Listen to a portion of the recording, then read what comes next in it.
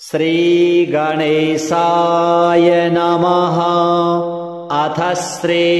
त्रिपुरभैरवी अष्टोत्तरशतनाम स्तोत्र। श्रीदेव्युवाच कैलासवासिन् भगवन् प्राणेश्वर कृपानिधे भक्तवत्सल भैरव्या नाम्नामष्टोत्तरं शतम् न श्रुतं देवदेवेश वद मां दीनवत्सल। श्रीशिव उवाच शृणु प्रिये महागोप्यं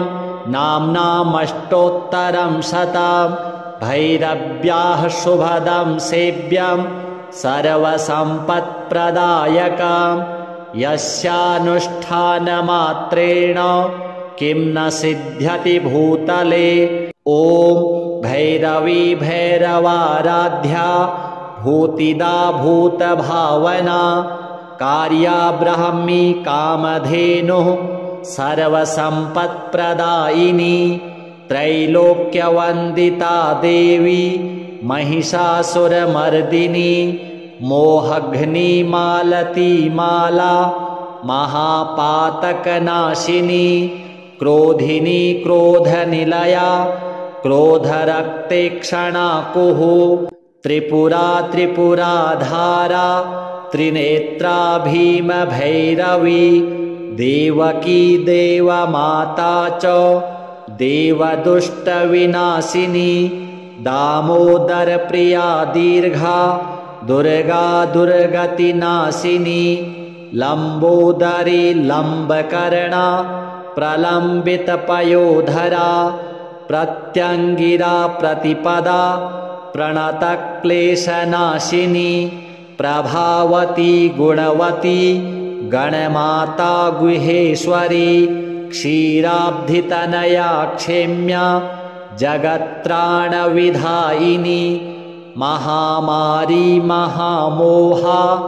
महाक्रोधा महानदी महापातकसंहर्त्री महामोहप्रदायिनी विकराला महाकाला कालरूपा कलावती कपालखट्वाङ्गधरा खड्गखर्परधारिणी कुमारी कुङ्कुमप्रीता कुङ्कुमारुणरञ्जिता कौमोदकी कुमुदिनी कीर्त्या कीर्तिप्रदायिनी नवीना नीरदा नित्या नन्दिकेश्वरपालिनी घरघरा घरघरा रावा घोरा घोरस्वरूपिणी कलिघ्नी कलिधर्मघ्नी कलिकौतुकनाशिनी किशोरी केशवप्रीता क्लेशसङ्घनिवारिणी महोत्तमा महामत्ता महाविद्या महीमयी महायज्ञा महावाणी महामन्दरधारिणी मोक्षदा मोहदा मोहा भुक्तिमुक्तिप्रदायिनी अट्टाट्टहासनिरता कङ्कणन्नूपुरधारिणी दीर्घदंष्ट्रा दीर्घमुखी दीर्घघोणा च दीर्घिका दनुजान्तकारी दुष्टा दुःखदारिद्र्यभञ्जिनी दुराचारा च दोषघ्नी दमपत्नी दयापरा मनोभवा मनुमयी मनुवंशप्रवर्धिनी श्यामा श्यामतनुः शोभा सौम्या शम्भुविलासिनी इति ते कथितं दिव्यं नाम्नामष्टोत्तरं शतं भैरव्या देवदेवेश्यास्तव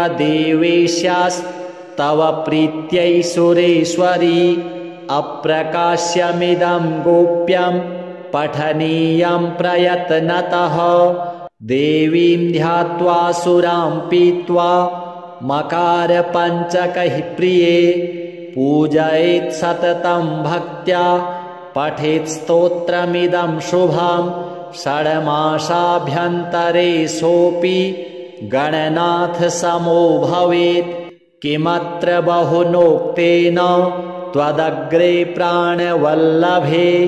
सर्वं जानासि सर्वज्ञे पुनर्मां परिपृच्छसि न देयं परशिष्येभ्यो निन्दकेभ्यो विशेषतः। श्रीत्रिपुरभैरवी देव्यार्पणमस्तु। श्रीदेव्युवाच कैलासवासिन् भगवन् प्राणेश्वर कृपानिधे भक्तवत्सल भैरव्या नाम्नामष्टोत्तरं शतं न श्रुतं देवदेवेश वद मां दीनवत्सल। श्रीशिव उवाच शृणु प्रिये महागोप्यं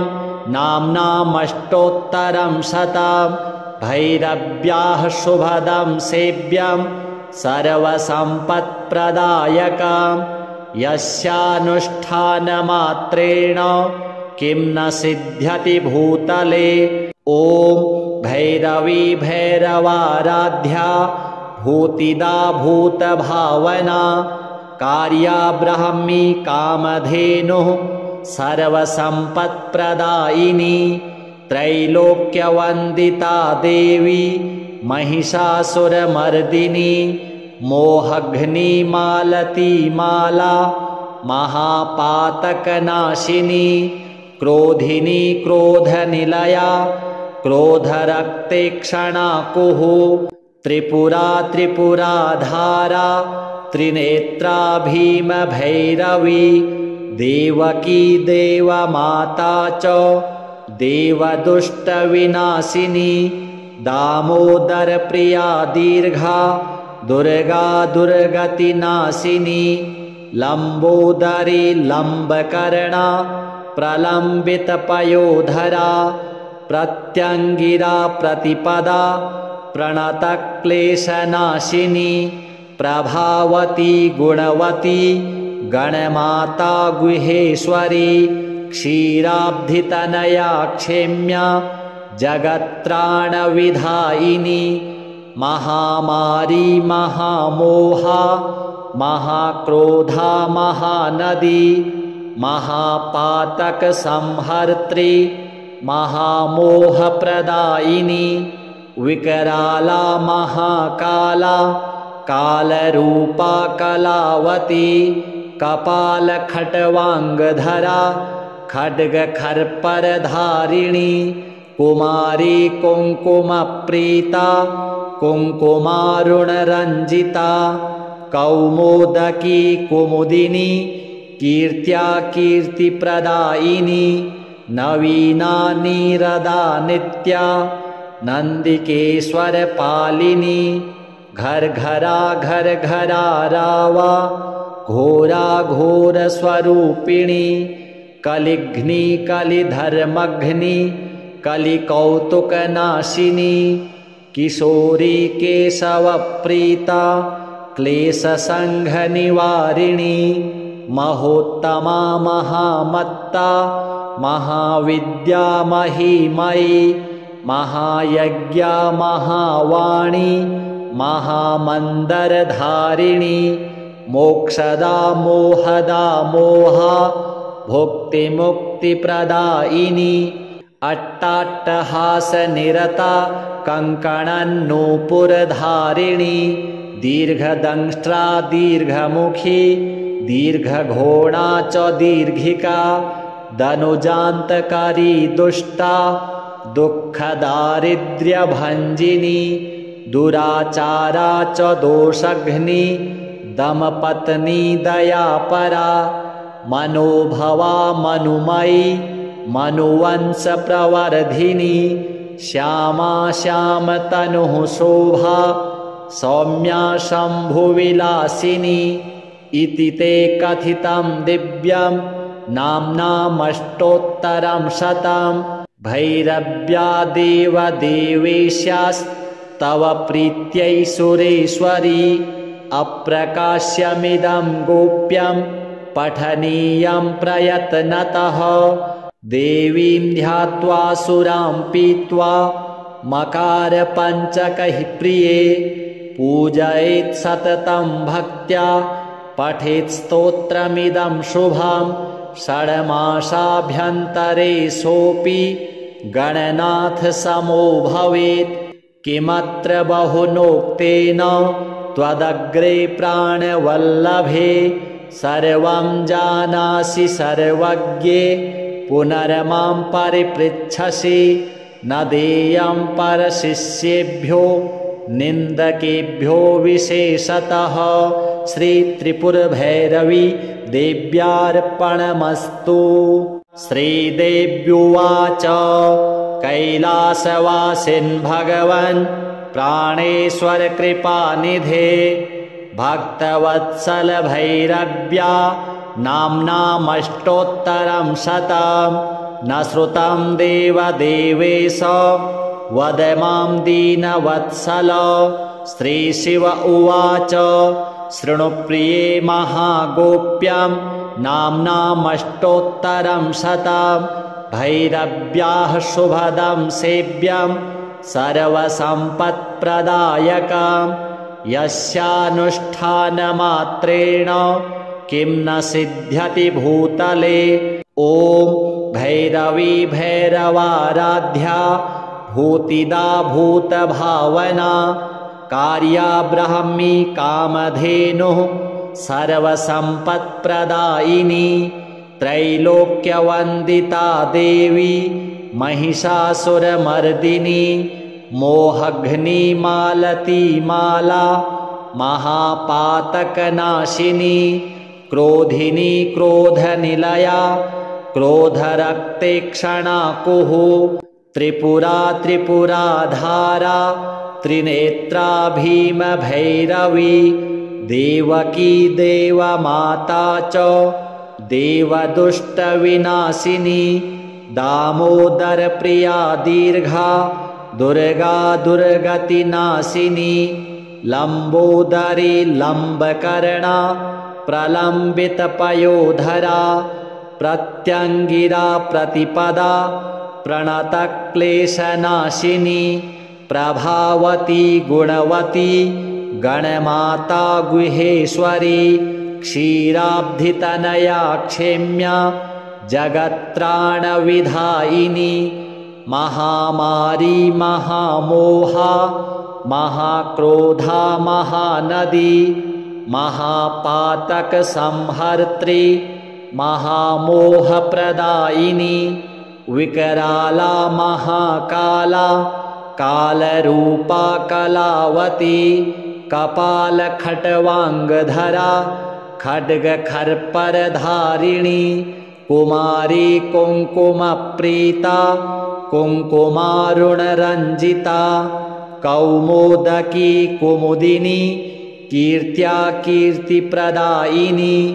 नवीना नीरदा नित्या नन्दिकेश्वरपालिनी घरघरा घरघरा रावा घोरा घोरस्वरूपिणी कलिघ्नी कलिधर्मघ्नी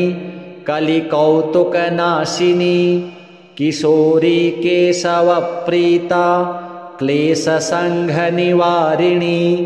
महोत्तमा महामत्ता महाविद्या महीमयी महायज्ञा महावाणी महामन्दरधारिणी मोक्षदा मोहदा मोहा भुक्तिमुक्तिप्रदायिनी अट्टाट्टहासनिरता कङ्कणन्नूपुरधारिणी दीर्घदंष्ट्रा दीर्घमुखी दीर्घघोणा च दीर्घिका दनुजान्तकारी दुष्टा दुःखदारिद्र्यभञ्जिनी दुराचारा च दोषघ्नी दमपत्नी दयापरा मनोभवा मनुमयी मनुवंशप्रवर्धिनी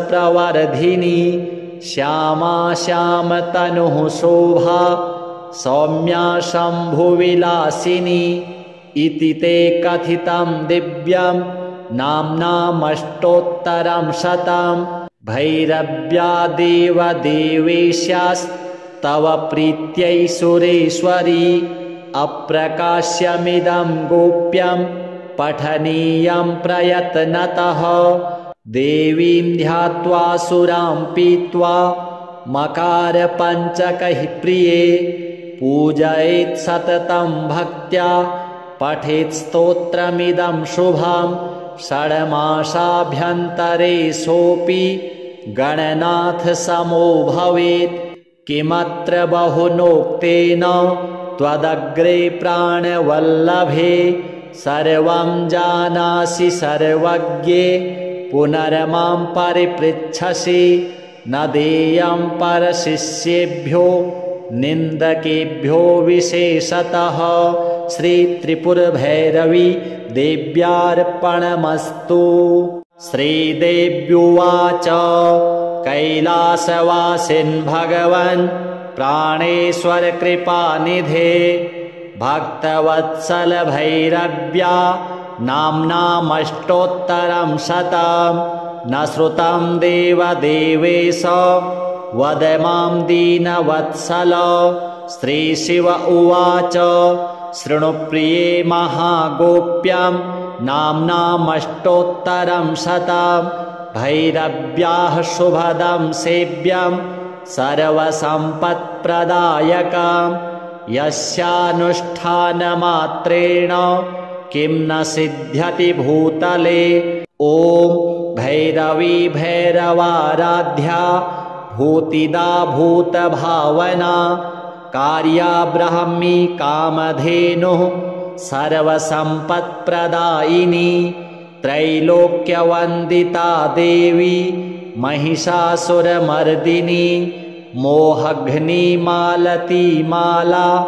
महापातकनाशिनी क्रोधिनी क्रोधनिलया क्रोधरक्तेक्षणा कुः त्रिपुरा त्रिपुराधारा त्रिनेत्रा भीमभैरवी देवकी देवमाता च देवदुष्टविनाशिनी दामोदरप्रिया दीर्घा दुर्गा दुर्गतिनाशिनी लम्बोदरी लम्बकर्णा प्रलम्बितपयोधरा प्रत्यङ्गिरा प्रतिपदा प्रणतक्लेशनाशिनी प्रभावती गुणवती गणमाता गुहेश्वरी क्षीराब्धितनया क्षेम्या जगत्त्राणविधायिनी महामारी महामोहा महाक्रोधा महानदी महापातकसंहर्त्री महामोहप्रदायिनी विकराला महाकाला कालरूपा कलावती कपालखट्वाङ्गधरा खड्गखर्परधारिणी कुमारी कुङ्कुमप्रीता कुङ्कुमारुणरञ्जिता कौमोदकी कुमुदिनी कीर्त्या कीर्तिप्रदायिनी नवीना नीरदा नित्या नन्दिकेश्वरपालिनी घरघरा घरघरा रावा घोरा घोरस्वरूपिणी कलिघ्नी कलिधर्मघ्नी कलिकौतुकनाशिनी किशोरी केशवप्रीता क्लेशसङ्घनिवारिणी महोत्तमा महामत्ता महाविद्या महीमयी महायज्ञा महावाणी महामन्दरधारिणी मोक्षदा मोहदा मोहा भुक्तिमुक्तिप्रदायिनी अट्टाट्टहासनिरता कङ्कणन्नूपुरधारिणी दीर्घदंष्ट्रा दीर्घमुखी दीर्घघोणा च दीर्घिका दनुजान्तकारी दुष्टा दुःखदारिद्र्यभञ्जिनी दुराचारा च दोषघ्नी दमपत्नी दयापरा मनोभवा मनुमयी मनुवंशप्रवर्धिनी श्यामा श्यामतनुः शोभा सौम्या शम्भुविलासिनी इति ते कथितं दिव्यं नाम्नामष्टोत्तरं शतं भैरव्यादेव देवेश्यास्तव प्रीत्यै सुरेश्वरी अप्रकाश्यमिदं गोप्यं पठनीयं प्रयत्नतः देवीं ध्यात्वा सुरां पीत्वा मकारपञ्चकैः प्रिये पूजयेत् सततं भक्त्या पठेत् स्तोत्रमिदं शुभं षड्मासाभ्यन्तरे सोऽपि गणनाथ समो भवेत् किमत्र बहुनोक्तेन त्वदग्रे प्राणवल्लभे सर्वं जानासि सर्वज्ञे पुनर्मां परिपृच्छसि न देयं परशिष्येभ्यो निन्दकेभ्यो विशेषतः श्रीत्रिपुरभैरवी देव्यार्पणमस्तु। श्रीदेव्युवाच कैलासवासिन् भगवन् प्राणेश्वर कृपानिधे भक्तवत्सल भैरव्या नाम्नामष्टोत्तरं शतं न श्रुतं देवदेवेश वद मां दीनवत्सल। श्रीशिव उवाच शृणु प्रिये महागोप्यं नाम्नामष्टोत्तरं शतं भैरव्याः शुभदं सेव्यं सर्वसम्पत्प्रदायकं यस्यानुष्ठानमात्रेण किं न सिद्ध्यति भूतले। ॐ भैरवी भैरवाराध्या भूतिदा भूतभावना कार्या ब्राह्मी कामधेनुः सर्वसम्पत्प्रदायिनी त्रैलोक्यवन्दिता देवी महिषासुरमर्दिनी मोहघ्निमालती माला महापातकनाशिनी क्रोधिनी क्रोधनिलया क्रोधरक्तेक्षणा कुः त्रिपुरा त्रिपुराधारा त्रिनेत्रा भीमभैरवी देवकी देवमाता च देवदुष्टविनाशिनी दामोदरप्रिया दीर्घा दुर्गा दुर्गतिनाशिनी लम्बोदरी लम्बकर्णा प्रलम्बितपयोधरा प्रत्यङ्गिरा प्रतिपदा प्रणतक्लेशनाशिनी प्रभावती गुणवती गणमाता गुहेश्वरी क्षीराब्धितनया क्षेम्या जगत्त्राणविधायिनी महामारी महामोहा महाक्रोधा महानदी महापातकसंहर्त्री महामोहप्रदायिनी विकराला महाकाला कालरूपा कलावती कपालखट्वाङ्गधरा खड्गखर्परधारिणी कुमारी कुङ्कुमप्रीता कुङ्कुमारुणरञ्जिता कौमोदकी कुमुदिनी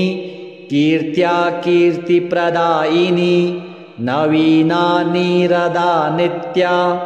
नन्दिकेश्वरपालिनी घर घरा रावा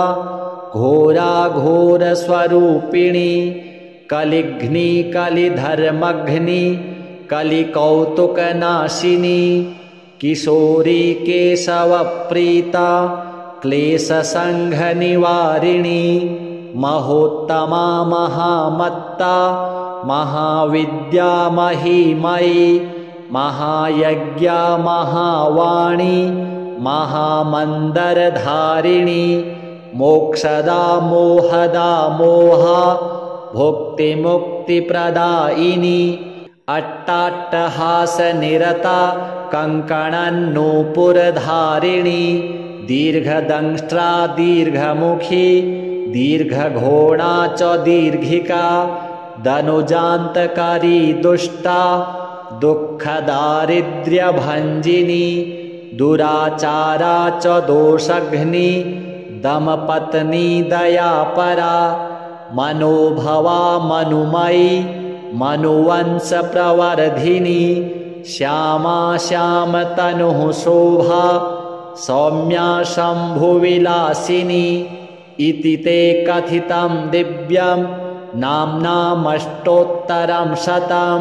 भैरव्यादेव देवेश्यास्तव प्रीत्यै सुरेश्वरी अप्रकाश्यमिदं गोप्यं पठनीयं प्रयत्नतः देवीं ध्यात्वा सुरां पीत्वा मकारपञ्चकैः प्रिये पूजयेत् सततं भक्त्या पठेत् स्तोत्रमिदं शुभं षड्मासाभ्यन्तरे सोऽपि गणनाथ समो भवेत् किमत्र बहुनोक्तेन त्वदग्रे प्राणवल्लभे सर्वं जानासि सर्वज्ञे पुनर्मां परिपृच्छसि न देयं परशिष्येभ्यो निन्दकेभ्यो विशेषतः श्रीत्रिपुरभैरवी देव्यार्पणमस्तु। श्रीदेव्युवाच कैलासवासिन् भगवन् प्राणेश्वर कृपानिधे भक्तवत्सल भैरव्या नाम्नामष्टोत्तरं शतं न श्रुतं देवदेवेश वद मां दीनवत्सल। श्रीशिव उवाच शृणु प्रिये महागोप्यं नाम्नामष्टोत्तरं शतं भैरव्याः शुभदं सेव्यं सर्वसम्पत्प्रदायकं यस्यानुष्ठानमात्रेण किं न सिद्ध्यति भूतले। ॐ भैरवी भैरवाराध्या भूतिदा भूतभावना कार्या ब्राह्मी कामधेनुः सर्वसम्पत्प्रदायिनी त्रैलोक्यवन्दिता देवी महिषासुरमर्दिनी मोहघ्निमालती माला महापातकनाशिनी क्रोधिनी क्रोधनिलया क्रोधरक्तेक्षणा कुः त्रिपुरा त्रिपुराधारा त्रिनेत्रा भीमभैरवी देवकी देवमाता च देवदुष्टविनाशिनी दामोदरप्रिया दीर्घा दुर्गा दुर्गतिनाशिनी लम्बोदरी लम्बकर्णा प्रलम्बितपयोधरा प्रत्यङ्गिरा प्रतिपदा प्रणतक्लेशनाशिनी प्रभावती गुणवती गणमाता गुहेश्वरी क्षीराब्धितनया क्षेम्या जगत्त्राणविधायिनी महामारी महामोहा महाक्रोधा महानदी महापातकसंहर्त्री महामोहप्रदायिनी विकराला महाकाला कालरूपा कलावती कपालखट्वाङ्गधरा खड्गखर्परधारिणी कुमारी कुङ्कुमप्रीता कुङ्कुमारुणरञ्जिता कौमोदकी कुमुदिनी कीर्त्या कीर्तिप्रदायिनी नवीना नीरदा नित्या नन्दिकेश्वरपालिनी घर घरा घर घरा रावा घोरा घोरस्वरूपिणी कलिघ्नी कलिधर्मघ्नी कलिकौतुकनाशिनी किशोरी केशवप्रीता क्लेशसङ्घनिवारिणी महोत्तमा महामत्ता महाविद्या महीमयी महायज्ञा महावाणी महामन्दरधारिणी मोक्षदा मोहदा मोहा भुक्तिमुक्तिप्रदायिनी अट्टाट्टहासनिरता कङ्कणन्नूपुरधारिणी दीर्घदंष्ट्रा दीर्घमुखी दीर्घघोणा च दीर्घिका दनुजान्तकारी दुष्टा दुःखदारिद्र्यभञ्जिनी दुराचारा च दोषघ्नी दमपत्नी दयापरा मनोभवा मनुमयी मनुवंशप्रवर्धिनी श्यामा श्यामतनुः शोभा सौम्या शम्भुविलासिनी इति ते कथितं दिव्यं नाम्नामष्टोत्तरं शतं भैरव्यादेव देवेश्यास्तव प्रीत्यै सुरेश्वरी अप्रकाश्यमिदं गोप्यं पठनीयं प्रयत्नतः देवीं ध्यात्वा सुरां पीत्वा मकारपञ्चकैः प्रिये पूजयेत् सततं भक्त्या पठेत् स्तोत्रमिदं शुभं षड्मासाभ्यन्तरे सोऽपि गणनाथ समो भवेत् किमत्र बहुनोक्तेन त्वदग्रे प्राणवल्लभे सर्वं जानासि सर्वज्ञे पुनर्मां परिपृच्छसि न देयं परशिष्येभ्यो निन्दकेभ्यो विशेषतः श्रीत्रिपुरभैरवी देव्यार्पणमस्तु।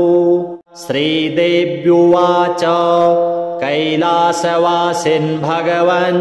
प्राणेश्वर कृपानिधे भक्तवत्सल भैरव्या नाम्नामष्टोत्तरं शतं न श्रुतं देवदेवेश वद मां दीनवत्सल।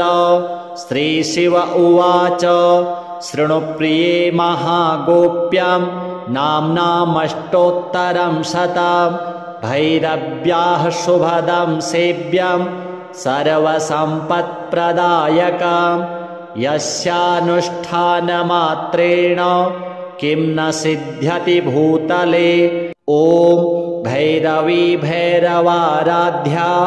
भूतिदा भूतभावना कार्या ब्राह्मी कामधेनुः सर्वसम्पत्प्रदायिनी त्रैलोक्यवन्दिता देवी महिषासुरमर्दिनी मोहघ्नी मालती माला महापातकनाशिनी क्रोधिनी क्रोधनिलया क्रोधरक्तेक्षणा कुः त्रिपुरा त्रिपुराधारा त्रिनेत्रा भीमभैरवी देवकी देवमाता च देवदुष्टविनाशिनी दामोदरप्रिया दीर्घा दुर्गा दुर्गतिनाशिनी लम्बोदरी लम्बकर्णा प्रलम्बितपयोधरा प्रत्यङ्गिरा प्रतिपदा प्रणतक्लेशनाशिनी प्रभावती गुणवती गणमाता गुहेश्वरी क्षीराब्धितनया क्षेम्या जगत्त्राणविधायिनी महामारी महामोहा महाक्रोधा महानदी महापातकसंहर्त्री महामोहप्रदायिनी विकराला महाकाला कालरूपा कलावती कपालखट्वाङ्गधरा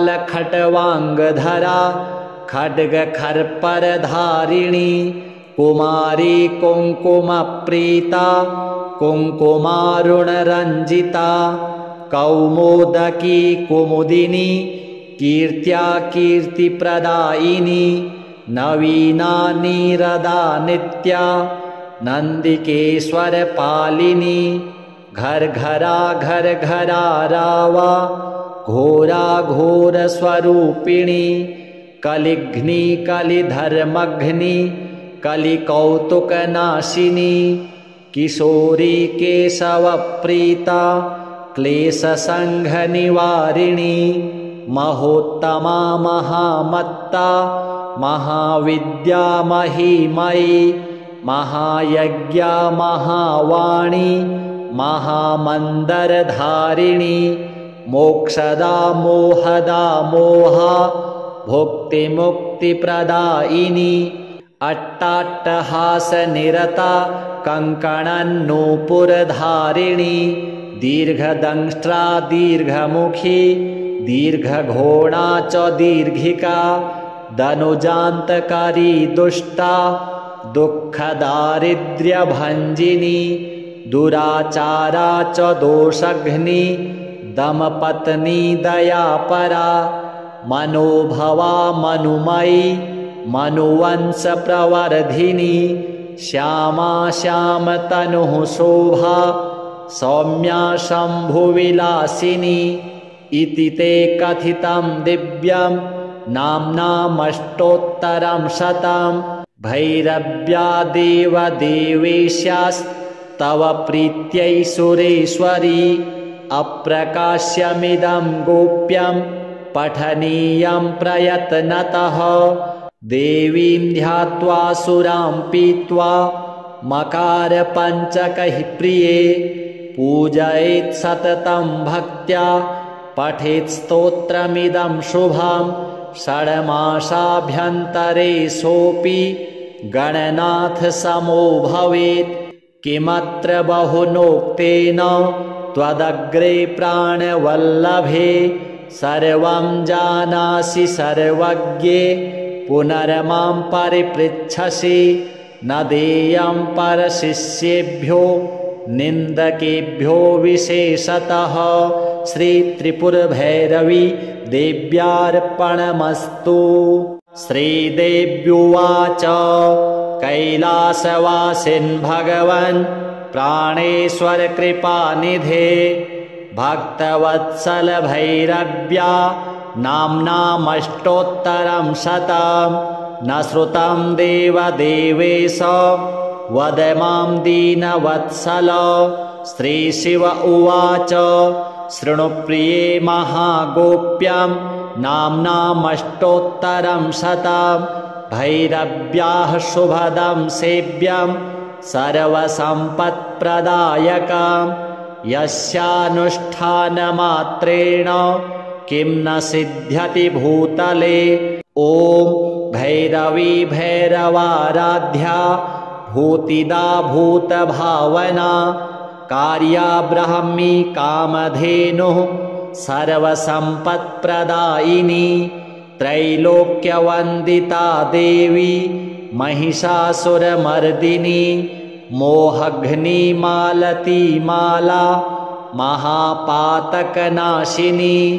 क्रोधिनी क्रोधनिलया क्रोधरक्तेक्षणा कुः त्रिपुरा त्रिपुराधारा त्रिनेत्रा भीमभैरवी देवकी देवमाता च देवदुष्टविनाशिनी दामोदरप्रिया दीर्घा दुर्गा दुर्गतिनाशिनी लम्बोदरी लम्बकर्णा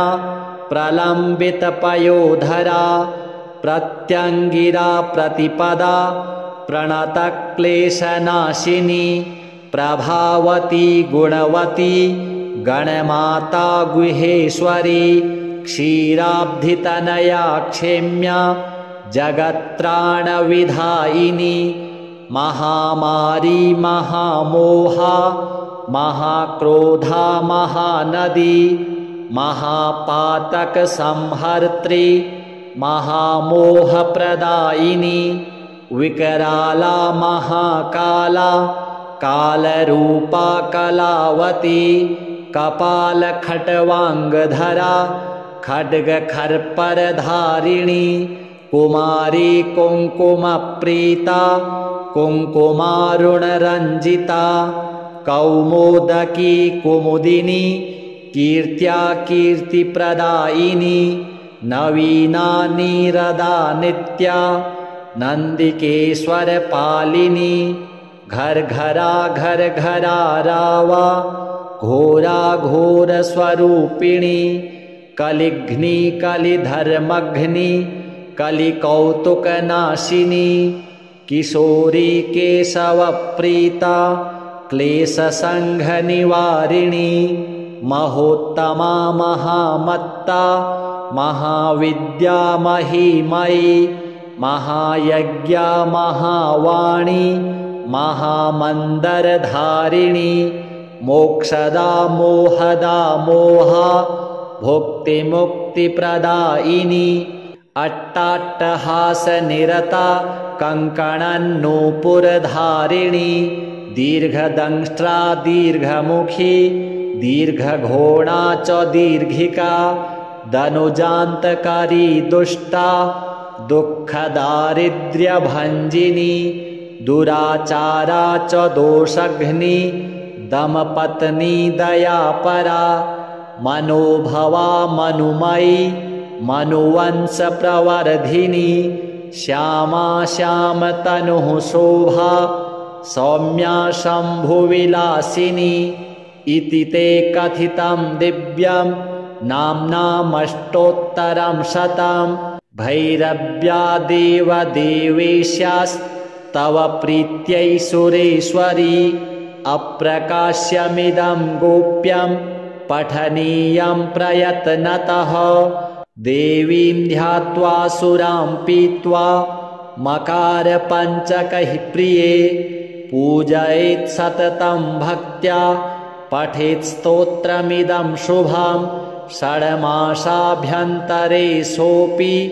गणनाथसमो भवेत् किमत्र बहुनोक्तेन त्वदग्रे प्राणवल्लभे सर्वं जानासि सर्वज्ञे पुनर्मां परिपृच्छसि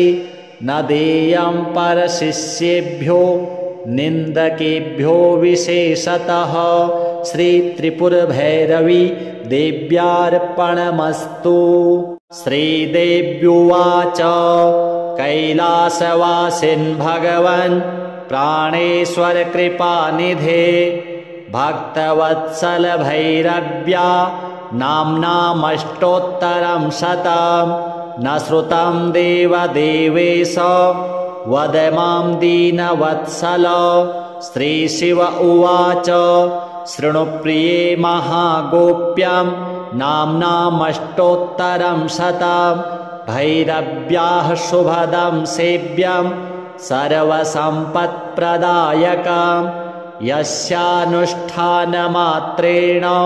किं न सिद्ध्यति भूतले। ॐ भैरवी भैरवाराध्या भूतिदा भूतभावना कार्या ब्राह्मी कामधेनुः सर्वसम्पत्प्रदायिनी त्रैलोक्यवन्दिता देवी महिषासुरमर्दिनी मोहघ्निमालती माला महापातकनाशिनी क्रोधिनी क्रोधनिलया क्रोधरक्तेक्षणा कुः त्रिपुरा त्रिपुराधारा त्रिनेत्रा भीमभैरवी देवकी देवमाता च देवदुष्टविनाशिनी दामोदरप्रिया दीर्घा दुर्गा दुर्गतिनाशिनी लम्बोदरी लम्बकर्णा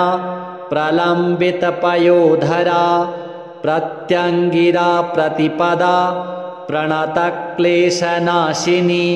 प्रभावती गुणवती गणमाता गुहेश्वरी क्षीराब्धितनया क्षेम्या जगत्त्राणविधायिनी महामारी महामोहा महाक्रोधा महानदी महापातकसंहर्त्री महामोहप्रदायिनी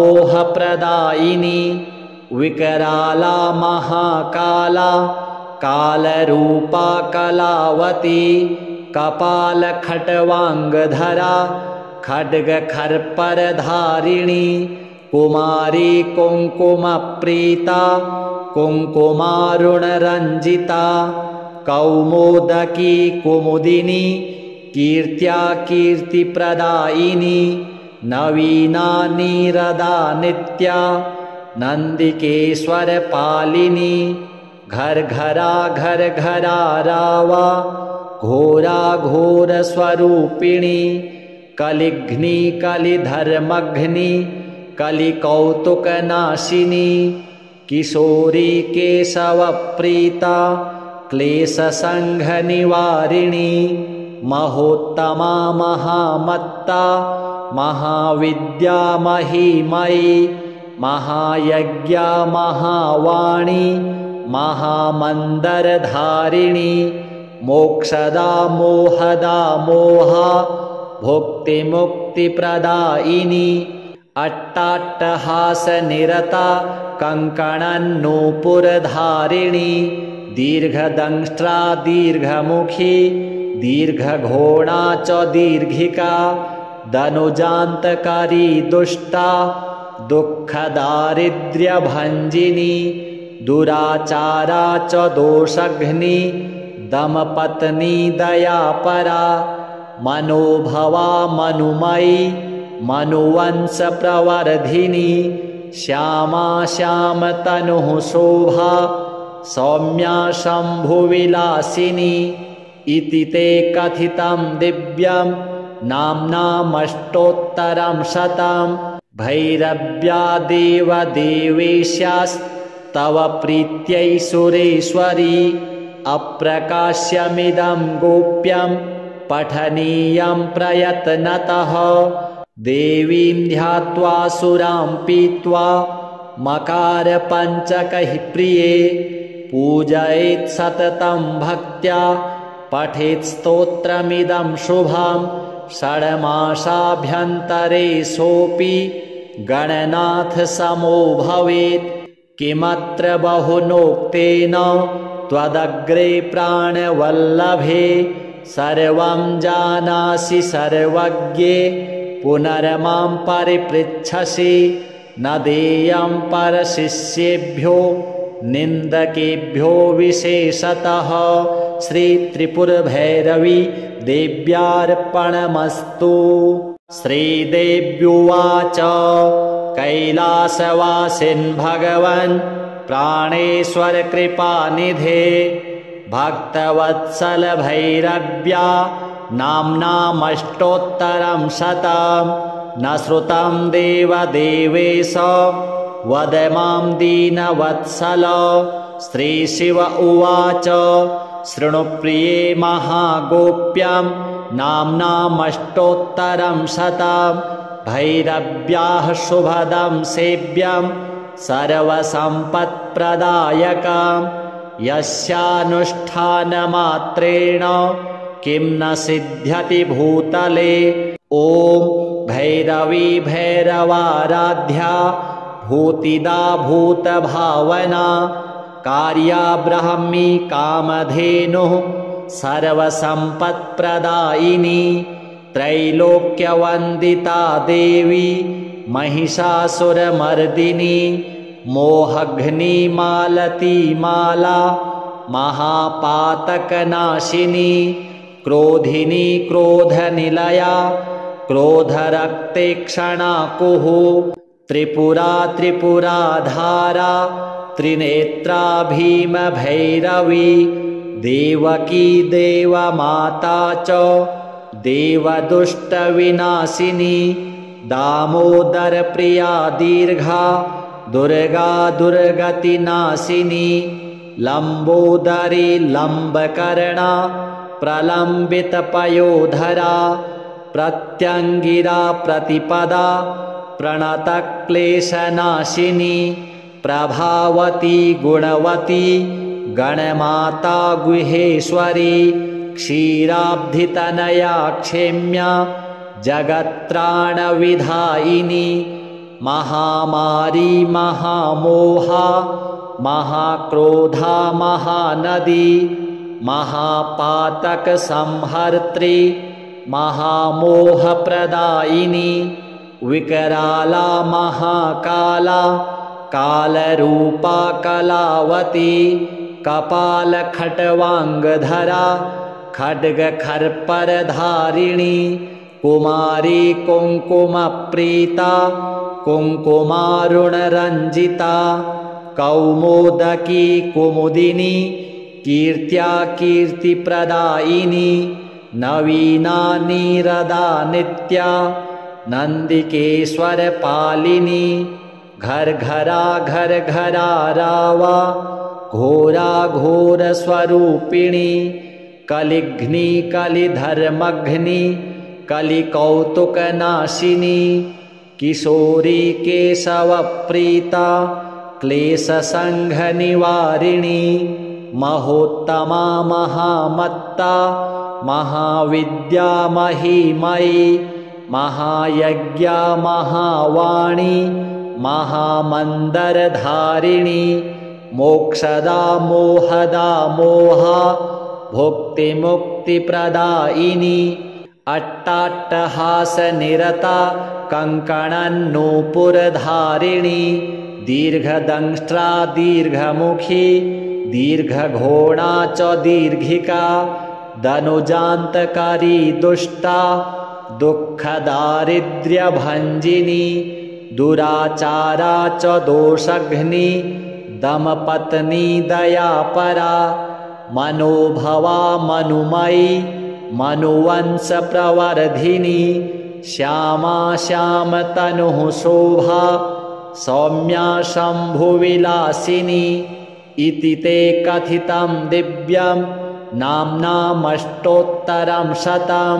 भैरव्या देवदेवेश्यास्तव प्रीत्यै सुरेश्वरी अप्रकाश्यमिदं गोप्यं पठनीयं प्रयत्नतः देवीं ध्यात्वा सुरां पीत्वा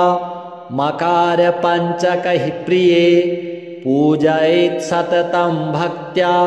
पठेत् स्तोत्रमिदं शुभं षड्मासाभ्यन्तरे सोऽपि गणनाथ समो भवेत् किमत्र बहुनोक्तेन त्वदग्रे प्राणवल्लभे सर्वं जानासि सर्वज्ञे पुनर्मां परिपृच्छसि न देयं परशिष्येभ्यो निन्दकेभ्यो विशेषतः श्रीत्रिपुरभैरवी देव्यार्पणमस्तु। श्रीदेव्युवाच कैलासवासिन् भगवन् प्राणेश्वर कृपानिधे भक्तवत्सल भैरव्या नाम्नामष्टोत्तरं शतं न श्रुतं देवदेवेश वद मां दीनवत्सल। श्रीशिव उवाच शृणु प्रिये महागोप्यं नाम्नामष्टोत्तरं शतं भैरव्याः शुभदं सेव्यं सर्वसम्पत्प्रदायकं यस्यानुष्ठानमात्रेण किं न सिद्ध्यति भूतले। ॐ भैरवी भैरवाराध्या भूतिदा भूतभावना कार्या ब्राह्मी कामधेनुः सर्वसम्पत्प्रदायिनी त्रैलोक्यवन्दिता देवी महिषासुरमर्दिनी मोहघ्नी मालती माला महापातकनाशिनी क्रोधिनी क्रोधनिलया क्रोधरक्तेक्षणा कुः त्रिपुरा त्रिपुराधारा त्रिनेत्रा भीमभैरवी देवकी देवमाता च देवदुष्टविनाशिनी दामोदरप्रिया दीर्घा दुर्गा दुर्गतिनाशिनी लम्बोदरी लम्बकर्णा प्रलम्बितपयोधरा प्रत्यङ्गिरा प्रतिपदा प्रणतक्लेशनाशिनी प्रभावती गुणवती गणमाता गुहेश्वरी क्षीराब्धितनया क्षेम्या जगत्त्राणविधायिनी महामारी महामोहा महाक्रोधा महानदी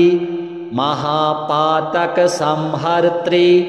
महामोहप्रदायिनी विकराला महाकाला कालरूपा कलावती कपालखट्वाङ्गधरा खड्गखर्परधारिणी कुमारी कुङ्कुमप्रीता कुङ्कुमारुणरञ्जिता कौमोदकी कुमुदिनी कीर्त्या कीर्तिप्रदायिनी नवीना नीरदा नित्या नन्दिकेश्वरपालिनी घर घरा रावा घोरा घोरस्वरूपिणी कलिघ्नी कलिधर्मघ्नी कलिकौतुकनाशिनी किशोरी केशवप्रीता क्लेशसङ्घनिवारिणी महोत्तमा महामत्ता महाविद्या महीमयी महायज्ञा महावाणी महामन्दरधारिणी मोक्षदा मोहदा मोहा भुक्तिमुक्तिप्रदायिनी अट्टाट्टहासनिरता कङ्कणन्नूपुरधारिणी दीर्घदंष्ट्रा दीर्घमुखी दीर्घघोणा च दीर्घिका दनुजान्तकारी दुष्टा दुःखदारिद्र्यभञ्जिनी दुराचारा च दोषघ्नी दमपत्नी दयापरा मनोभवा मनुमयी मनुवंशप्रवर्धिनी श्यामा श्यामतनुः शोभा सौम्या शम्भुविलासिनी इति ते कथितं दिव्यं